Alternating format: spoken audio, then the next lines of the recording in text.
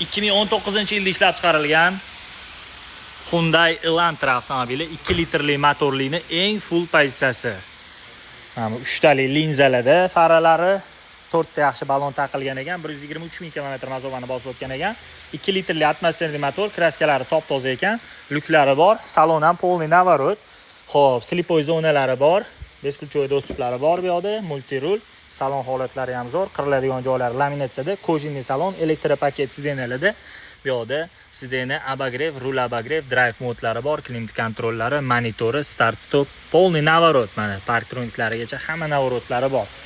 2 litrlining eng full pozitsiyasi olib haydashga tayyor bo'lib turibdi. Kuzovlarida ham qirilgan, ezilgan, chizilgan joylarini ko'rmadi. Narxi ham juda ham yuvosh, rasxodlari ham juda ham zo'r mashinani. Shahar ichida 7-8 litr rasxod qiladigan mashina. Rossiya ekonomichni olib maza qilib haydashlik uchun 13500 bosing.